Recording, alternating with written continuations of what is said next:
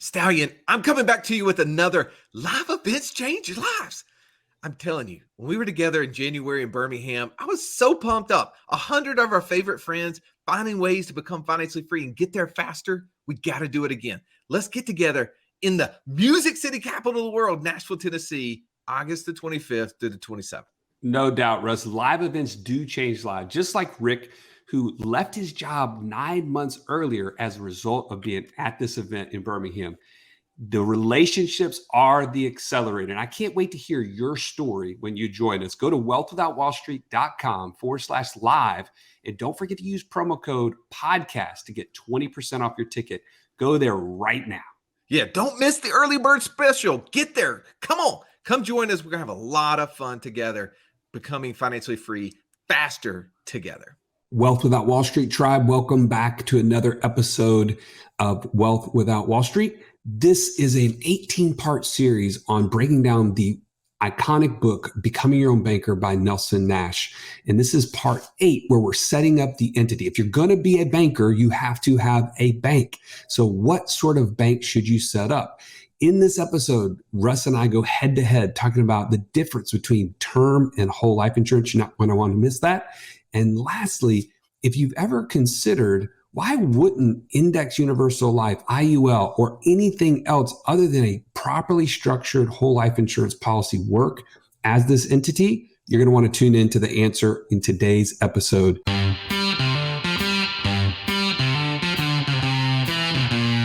Welcome to the Wealth Without Wall Street podcast, your guide to understanding how to get out of the Wall Street rat race and start your own mailbox money lifestyle. Now, don't let these handsome Southern draws fool you. These financial minds are teaching our country to enhance savings, increase cash flow, and create passive income, all without the help of Wall Street. Are you ready to break through? Now here are your hosts, Russ Morgan and Joey Murray.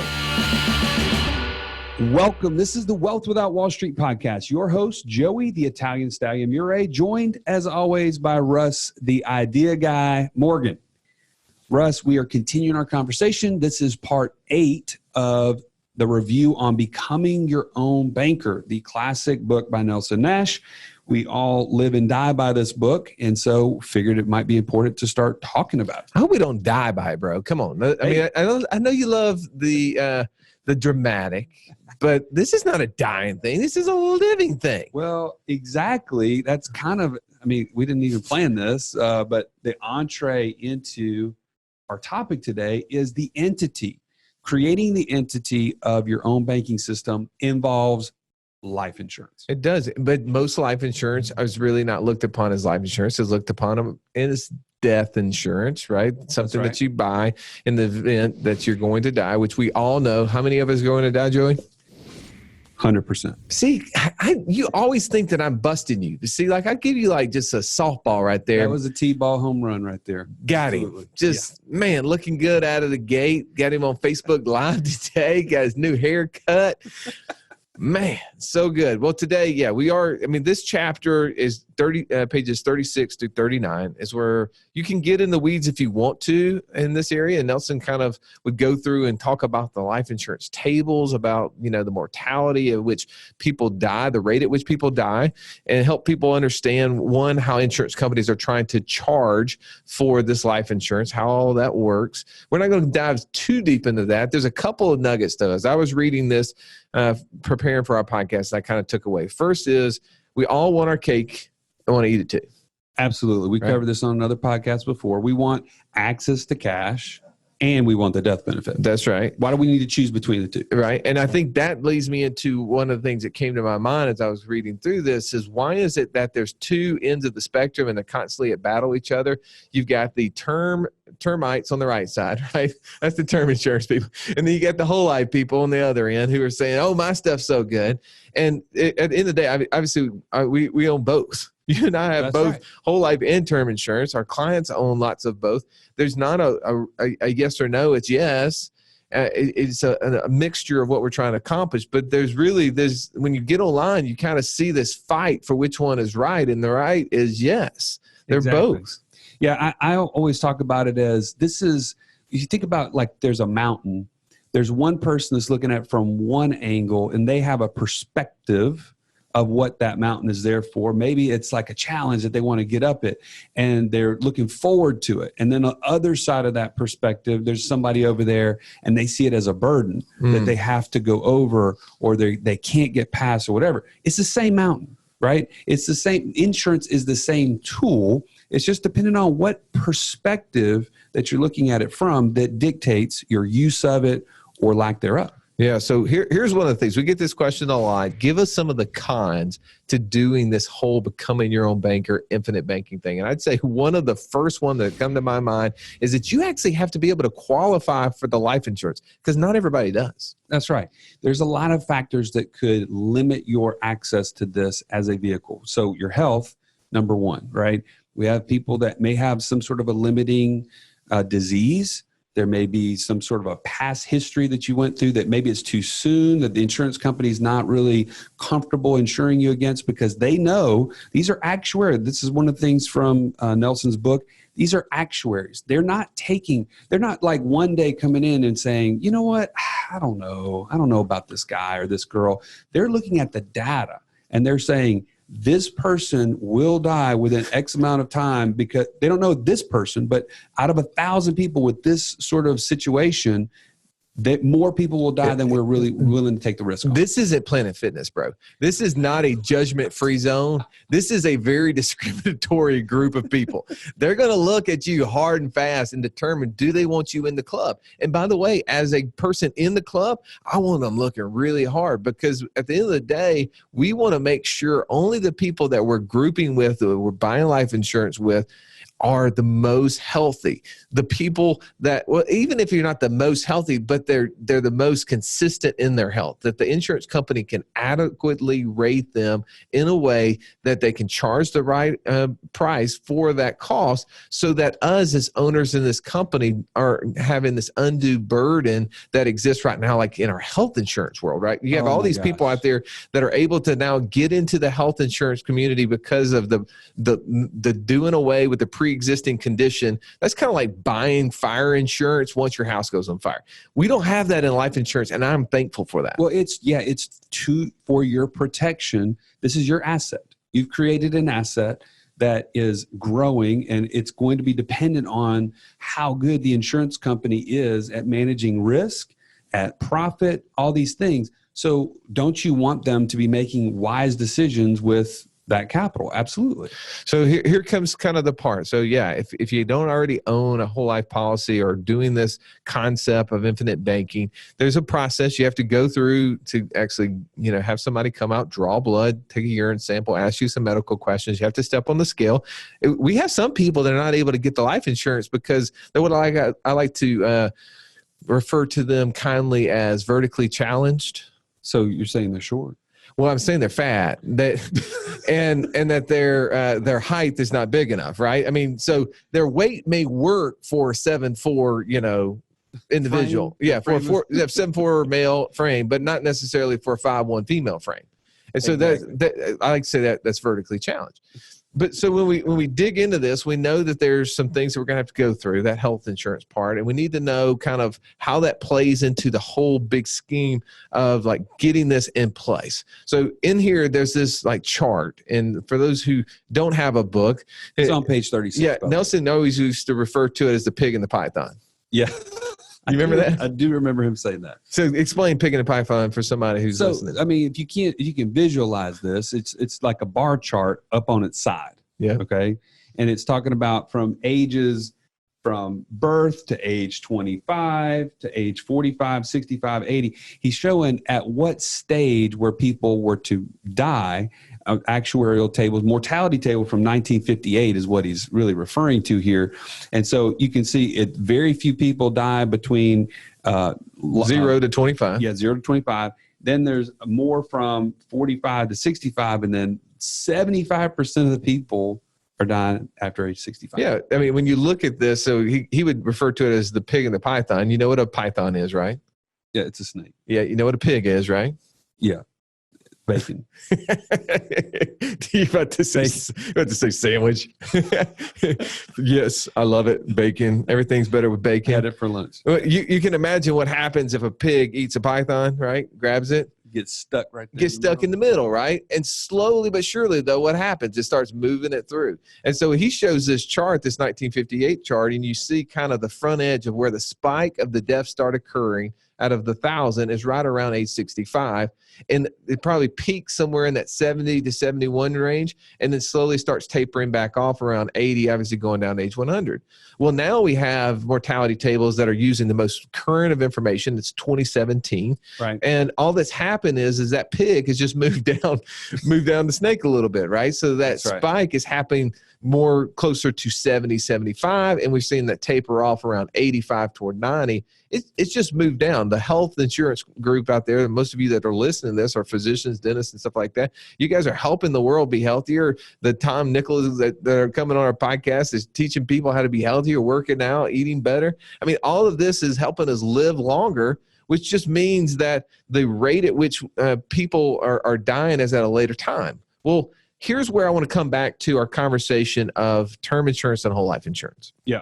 Is we know that the objective in lots of things, and when somebody buys insurance, is they're saying, man, I want to protect against if I were to die. Right. And there's not a question as to how you do it or the money that you have. We need to first start off with what we talked about in a previous podcast. Was it podcast 6 on the subject? The review of this book on part 6. Part 6, where we talked about human life value. We figured out what is our life worth. And for some of us, it's worth a lot more than others. And that's only determined by our income, our assets and things like that. The thing that helps us kind of make sure that this all comes together, though, for us, is that we've got my brain just skipped there, Joe. You have to help me. Well, the human life value, the human life value is based on replacing your income to your family. Like, what is your value as somebody that's producing for the family? The insurance is there to that's how they determine your life values. They say, this is how much your net income is over the rest of your working years. And they say, that's how much insurance you can get. You can't get more than that. All right. So the brain came back to the brain came back to my ear. Air got back in my brain. I figured out what I was saying there. Give me a second. Sorry about that. Air in your brain. Wait a minute. Airhead. Oxygen. You know what I'm talking about.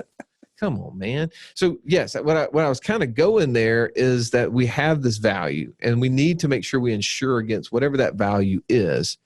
But there was a comment way back when that started, or a movement that was started called the buy term, invest the difference. Who's ever heard of that? Yeah. And it's been popularized by our friend Dave Ramsey. That's right. Right. And if you want to hear more about Dave Ramsey, just go listen to the podcast or the video we did on why Dave Ramsey is wrong.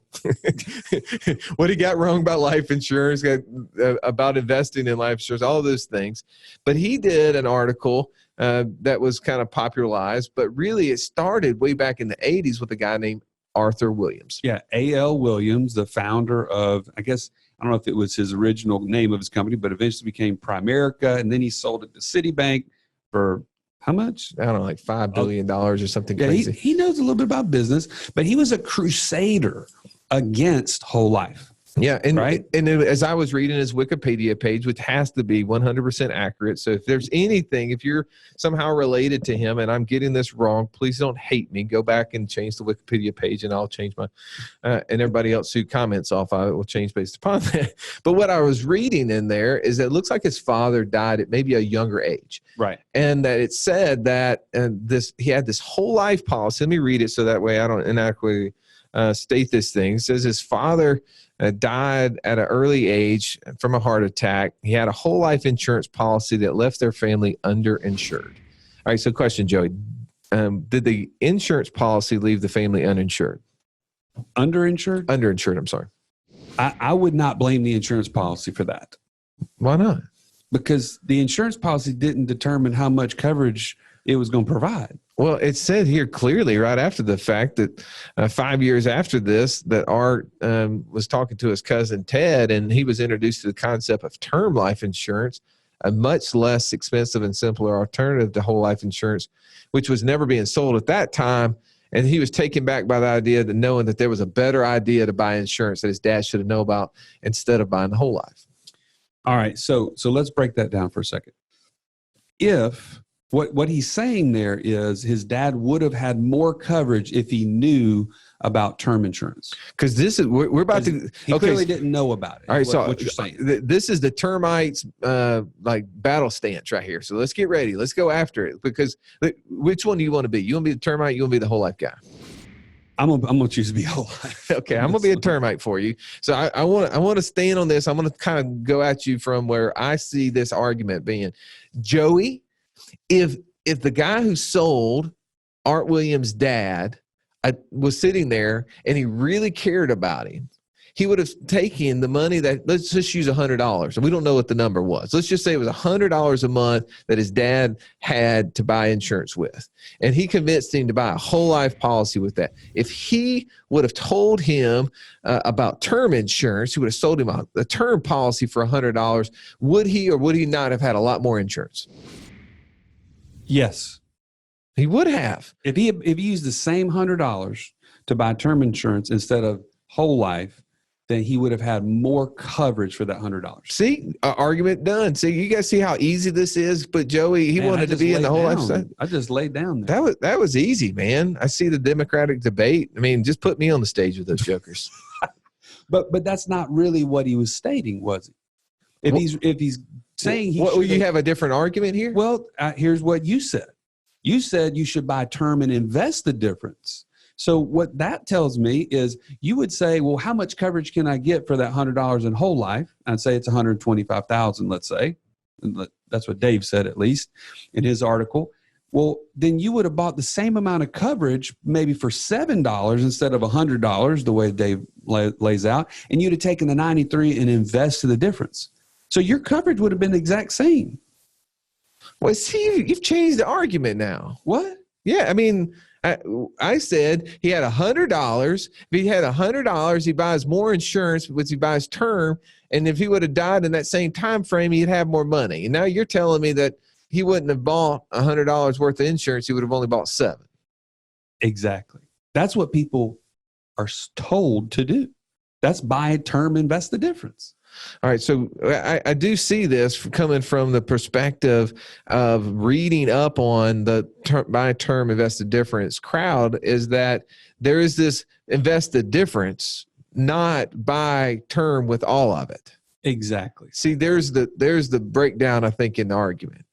I'm willing to come along your side on this one right now. Okay. I'm willing to come along and say, hey, you know what? That, yeah, the buy term, invest the difference breaks down in the fact that they wasn't going to take $100 and buy term insurance with it. He would have bought, say, a term policy with $7 a month. He would take in the other $93. We're referring to the article that Dave Ramsey formerly wrote and has taken off the internet. I think I'm going to give you a high five on that one because I feel like we had something to do with that. Yes. That it was rewritten. We did do a blog post. We did do a video and some podcast on that. And shortly thereafter, they took down the old article, which was on the whole truth of life insurance. I think that was the name of the article. I've forgotten a little bit of that. But it was in that article, it said that the person who's going to buy a $125,000 policy, if he bought it with a whole life, he buys it with $100. He buys a term policy, he buys it with $7. Right. And so he has $93 to invest the difference. So in this scenario, if Art's dad would have bought a term policy with the $7, he'd have the $93 and whatever it would have earned or whatever over the length of time. And we obviously don't know how long it was before when he bought the whole life policy to when he died. Right. But let's say it was a 20-year term. He had $93 a month for 20 years. It would have been something. Yeah. We don't know how much it would have been, but of course, Dave says it'd be standard 12%. We earn that. Anyway, that's beside the point. Well, I think there's the part that I see this thing breaking down is one is that you and I own both whole life and term insurance. So we're not anti term insurance. We actually buy term insurance as a method for an option to increase our whole life policies in the future because we don't know if our insurability is going to always be there. I mean, I took that exam the other day. The lady told me, hey, that's the best blood pressure I've ever had. I've ever seen. Wow. And I thought, man, That's off. jackpot, better get as much of that as I can, right? I mean, and at that cheaper price, it's okay. So here's the other part there. I just said something. I want to challenge you on this, and let's go through this. Is term insurance cheaper than whole life insurance? Answer is no. Wait a second. No, Joey, come on now. I can go buy a $3 million term policy for about $100 a month. And you're telling me that if I go buy a whole life policy for $3 million, I could put $100 a month in it? No, you can't. Well, see, guys, I'm going back to the termite crowd. This whole life guy, he's lying again. He's just a second ago telling me what more expensive. You got to explain yourself. All right. So first of all, it requires us to talk about how many people have term insurance. I don't know. A lot, right? How many people die that have term insurance coverage? Everybody dies. I'll start with that. Okay. We're at 100%. All right. So if there's 1,000 people that buy term insurance, how many of them die? We already said 100 of them. 1,000. Right. How many of those 1,000 that have term insurance actually still have it when they die? How many have the coverage that they bought term insurance for when they die?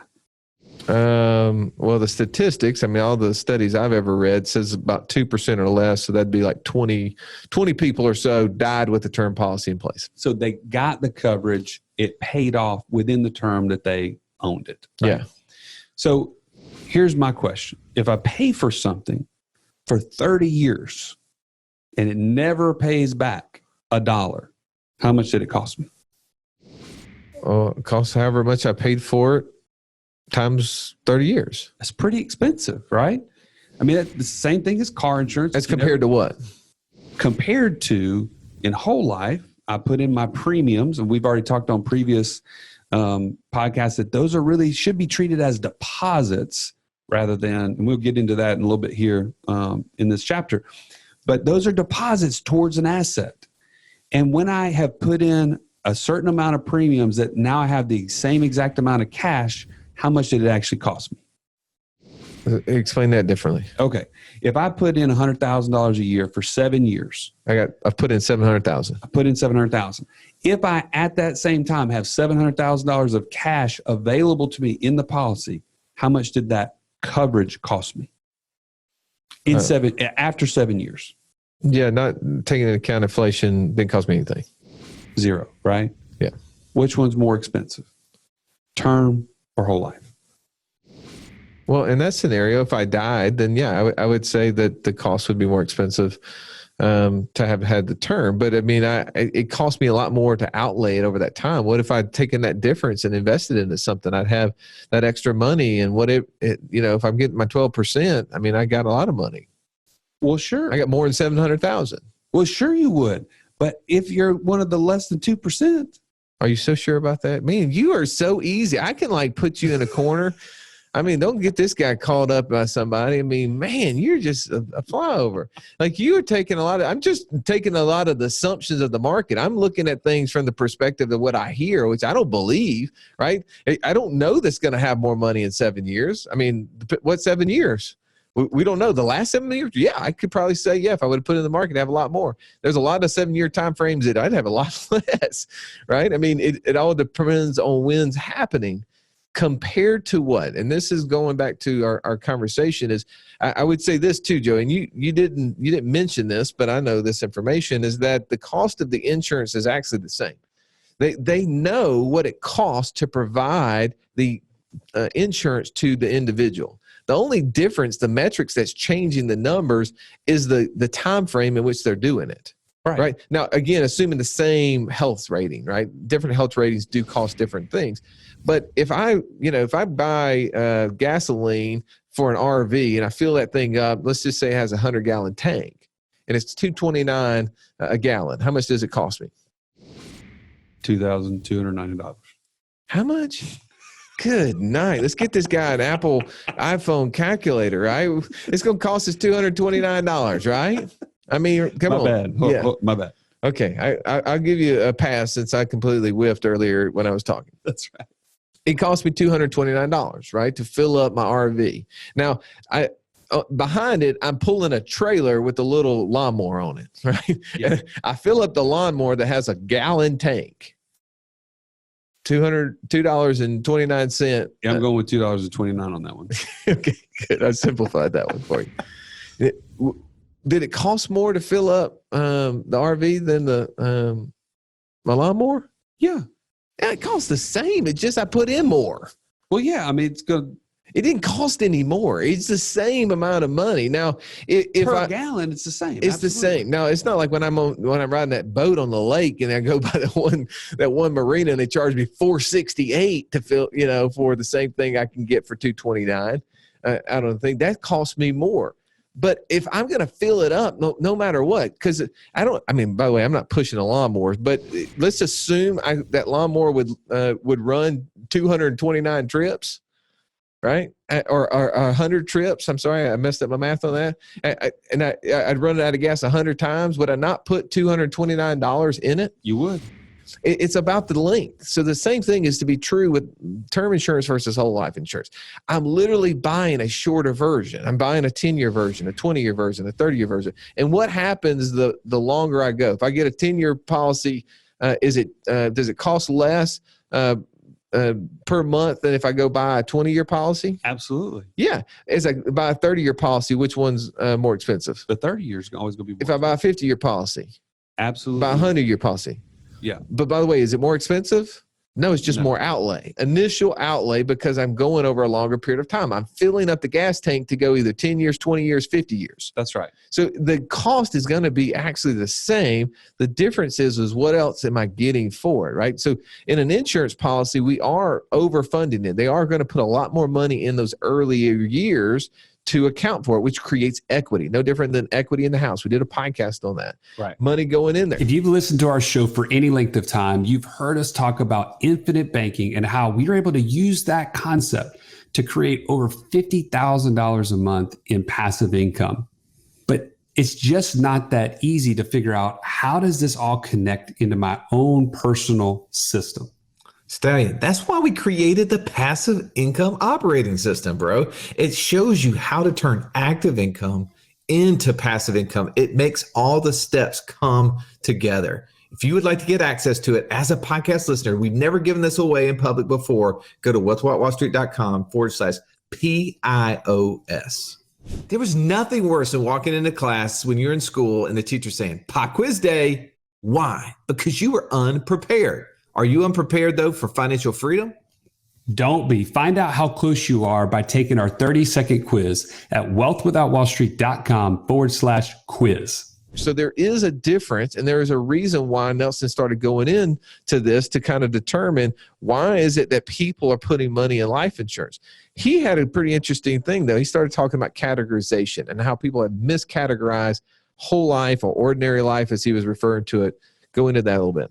Okay, so he's always talking about it from the qualities that something has is how you categorize it, right? The characteristics. And in this case, he said, man, this is really, it's been miscategorized. It's not life insurance. He said they called it ordinary life. That was like over the span of 100 years. He said, I submit this is a gross misnomer when you classify something based on its major characteristics.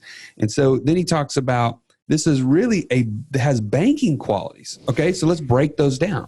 What does he mean by banking qualities? Well, what has to happen in a banking function? There has to be a deposit or access to capital, and there has to be somebody to borrow. That's all that has to happen in a banking function. And aren't those things present in a whole life policy? Well, they are, because you're putting in more money than the insurance is required. Right. And so because of that, you're building up access to cash. And if I'm going to be sitting on, if I'm going to live 50 years, none of us know how long we're going to live, but let's just say if I'm going to take this to the normal average age out there, I'm going to go out 45, 50 years. I'm probably there's a lot more use of that money over that 45, 50 years than there is the one time when I die. That's right. And so it would almost be like what else is there out there that you would dictate the name of it by what's at the very end, and it's like the 1% of the whole life of that product or that service? Well, the one thing that comes to my mind is if I was fishing, right? Okay. I mean, what do you mean by that? Well, if I go fishing, my kids always go, Dad, we're out there like 5 minutes. We ain't caught anything. Let's go home. And my comment, That's me, by the way. yeah, my comment is that this is called fishing. It's not called catching, right? So that would the analogy that comes to my mind is they want to recategorize fishing and call it catching. Well, yeah, that would only be true if you spent every time you put the hook in the water, you caught something. Right. Which would be wonderful, by the way. It create a complete monster in people. And it wouldn't be what it is. Sport at that it wouldn't be the hobby and then pastime that we want it to be. At least some of us want it to be. But yeah, I mean, it's what's identified as fishing is that's what I'm doing 99% of the time. I'm catching 1% of the time. It's the thing that happens at the very end. That's kind of what he said. When you look at life insurance, they miscategorize it. They actually should have said that this is a banking system with the death benefit thrown in for good measure, as he would say in his seminars, for the heck of it. Yeah, I do remember him saying that over and over again. Yeah, so it's definitely been miscategorized. And that's what he said, is that there's all sort of other things that have been miscategorized in history. And it takes a long time for people to change the way they think about those things. So let's dive in a little bit, because I want to kind of get into the very end, toward the end of the chapter, where he kind of goes into the way that you design this insurance policy. We get to ask this a lot. And if you've never had a chance to sit down with us, you're going to go talk to someone else. This is a part will help you immensely, making sure that your policy is set up correctly, because page 38 in the book and page 39 in the book determine most of the mistakes as it comes to the creation of the policy. That's right. Which we would argue, and we've said this numerous times, your use of the policy is more important than the policy itself. However, if you don't set it up properly, you really have started behind the eight ball in some cases. I mean, just this past week, I'm putting a client into a different policy because he thought he started in the right way. Ended up with an IUL policy, an equity index universal life. 2 years in, he's got no cash to show for it. And he's like just sick to his stomach. He said, I thought I was doing infinite banking. Well, I think back to when you and I met for the first time. You had one of these traditional ordinary life, whole life policies. Oh. That had no money or very little money going to the paid up rider function. So let's look at this chart on page 38. So you can't see it if you're just listening to this, but if you have a book, don't be trying to look at it when you're driving down the road or running on the treadmill. But at some point, stop, take a look at this. I want you to look at this continuum. On the right side, we've got term insurance policies. On the far left-hand side, we have what's called single premium policies. Now, he would talk about this and say on the far left, where there's a single premium policy, that is a way that you can go buy insurance. You literally can put in one payment. It gives you a death benefit, and there's no more payments required. For the rest of your life. Right? Coverage for the whole life. And so that literally is the largest outlay of money for kind of the smallest death benefit, right? You're going to make one payment, but it's got to last, let's just say 100 years. Right. It's going to be a small amount. As opposed to on the far right-hand side, where the outlay is very small, initially, that's term insurance, but you can get the largest death benefit for that smallest outlay. And he kind of says in between are all these different methods. So every time you move on this continuum from right where term insurance is to the left, you're shortening time. You're going from 100 years to 65 years, 20 years, 10 years. And he says in the book that actually the shorter the time frame of the policy, the better it is for infinite banking. Why is that? Because what is happening when you're shortening the time frame is you're allocating more of the premium towards cash accumulation and less towards death benefit. We say this all the time. It's like we're depressing the death benefit to force cash to grow faster. Yeah, the best thing you could do is if the insurance company would literally sell you $1 million policy with $100 million of cash, or put it another way, would sell as $1 death benefit for $100,000 of cash. Like, we literally want the smallest death benefit allowed. That's right. And so as he's talking about this, first of all, there's a couple of things. If you're sitting with somebody and you're trying to get this set up and they lead with how much death benefit do you want? Or if they lead with, hey, this is going to have an even number death benefit, chances are you're not getting set up on the right policy. Yeah, you and I have no idea what the death benefits are going to be because we don't ask those questions. We reverse engineer it. It's how much money do we want to deposit into our system? What are we trying to accomplish? Are we trying to take over $1 million of debts, $1 million of assets that we're going to try to finance through our policies? Then, okay, it's going to require this amount of cash flow in order to do it. And then we go to the insurance companies and use the tables the government have created, the limits, and say, what's the smallest death benefit? So it comes out. So he goes and he looks at this example, this illustration, this graph on page 38, and it shows this thing called a modified endowment contract. What's that? So modified endowment contract is the line that I would say is the IRS says is too good. Right? If you get over this modified endowment contract line, that means you're trying to put too much cash in with not enough death benefit. Aren't they always trying to limit too good, right? I mean, it's sort not of too good for them. It's too good for you. Right. I mean, this is a problem in my life. When you get too much, too good, right? It won't allow you to have it. But this was something that came out of some laws, the Tamara and Deffer Acts in the mid 80s, where basically you had some investors who had come out of some different real estate dealings. They started putting in large amounts of money into life insurance. A lot of them were using the single premium policy, would put in one single lump sum in there. And the government realized they were creating tax loopholes. They weren't buying life insurance for the purpose of life insurance. They were buying literally a place to shove cash that had high returns. So they got out of that, right? The government said, no, we're going to have to limit that. We're going to have to make sure there's a certain amount of death benefit. So really the single premium policy, it does exist, just nobody usually uses it because of the tax implications. Right. But Nelson said we can actually use a form of single premium insurance, and that's in what? The paid up additions riders. So that rider is a one payment. Now you can keep paying it every year if you want to, but it's literally one payment that buys a certain amount of insurance, which is very small, but with a high amount of cash. Right. If you couple that, and he talks about this on page 38, if you couple the ordinary life or the paid up at 65 type of base policy with the paid up additions rider, you've cozied up. What has he say it? He said snuggled up, snuggling up to the MEC line, which I love that. You want to be as close to that line without going over. And that's why you need to make sure it's properly structured like this. What's the implication of going over the MEC line for those who are not familiar? All right. So that's where the IRS is going to treat the loan against that policy or the withdrawal from that policy, just like any other kind of qualified plan, 401k, IRA, thing like that. They're going to tax you on those gains as you take them out. And if you take those out, so pre-59 and a half, you would be subject to the same 10% penalties that exist with that. Exactly. So kind of what Nelson says, our objective is to stay on the right side or beneath that line. And so we want to snuggle up to it, using his words, by using those paid up additions riders, which are the same as the equivalent of a single premium policy, and combining it with a base chassis life insurance policy. So this is something that anybody who really understands what we're talking about, infinite banking, knows how to do, but there's very few that we find actually are able to do it. And there is a little bit of a science to it. Just to be really practical with you, if you're looking at a contract like this, you should be somewhere between 25 to maybe as much as 50%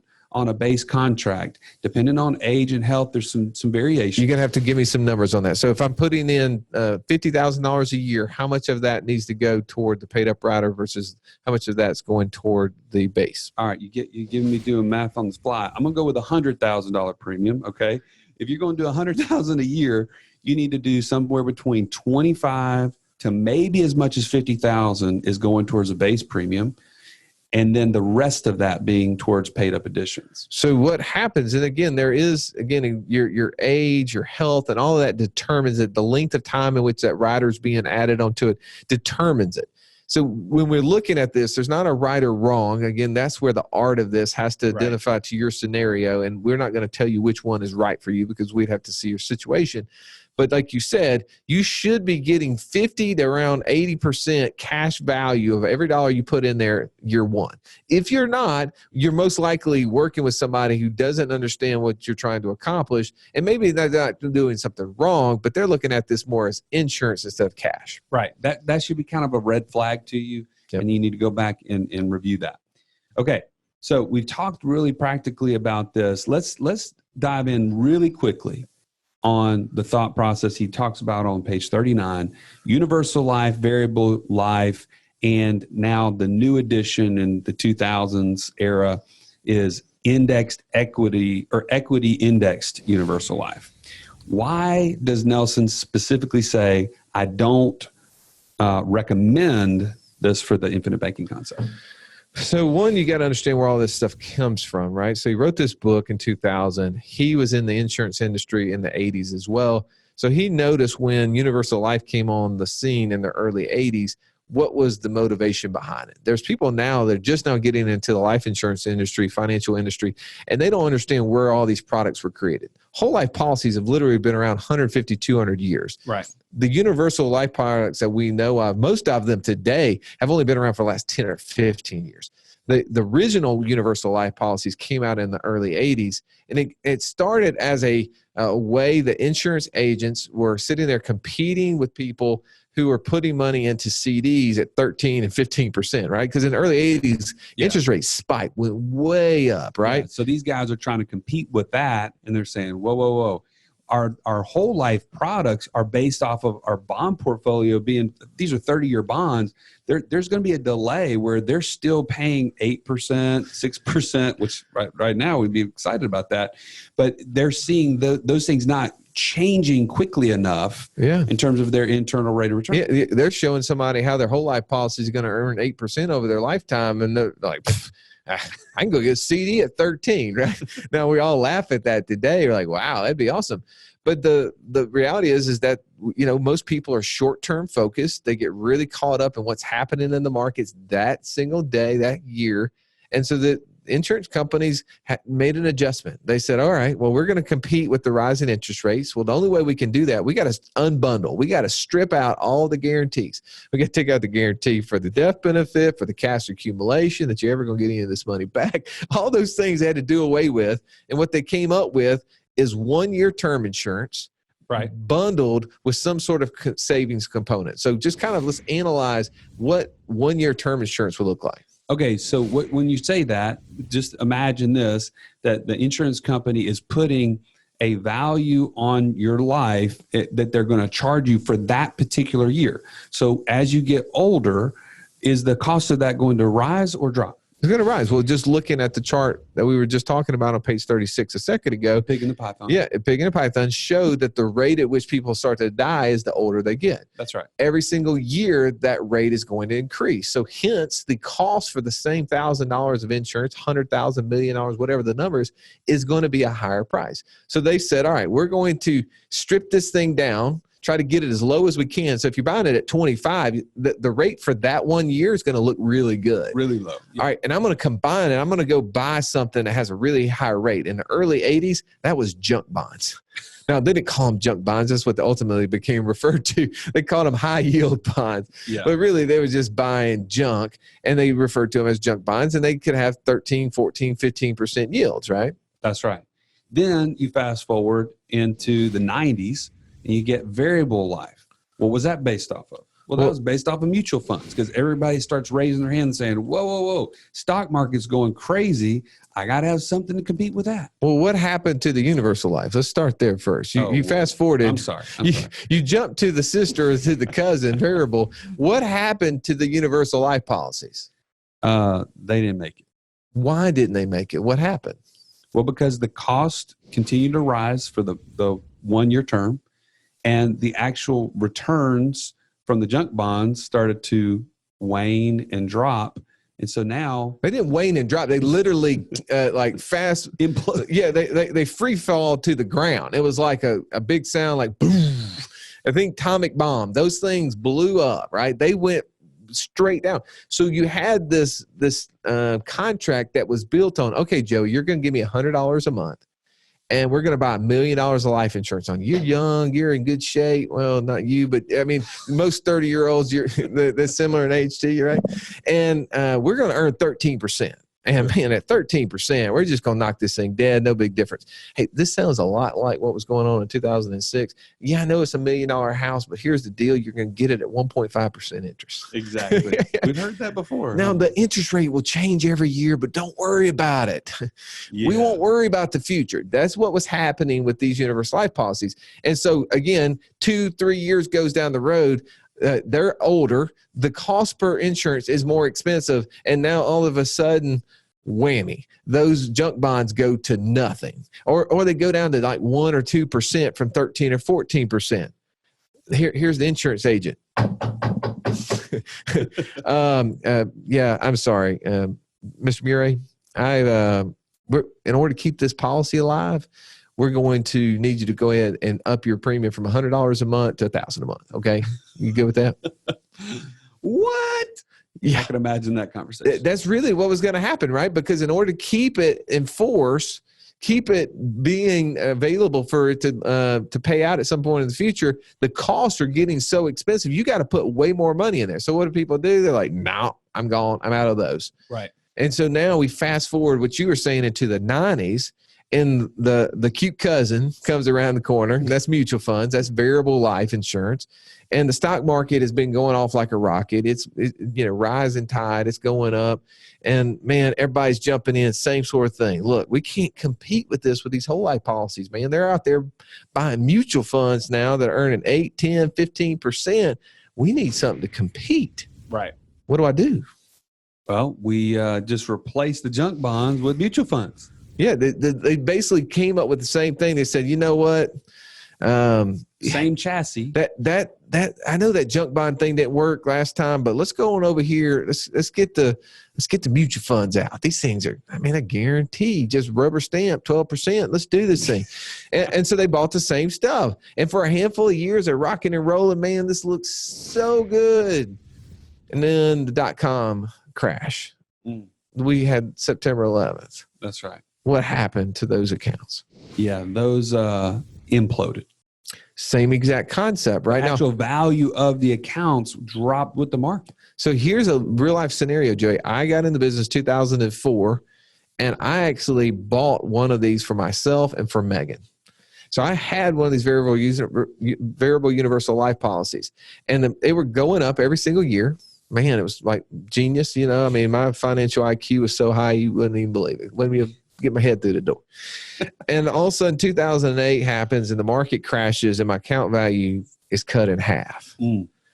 And what I noticed, what happened is that, let's just say I had $1 million of life insurance, death benefit, and I had $100,000 of cash value.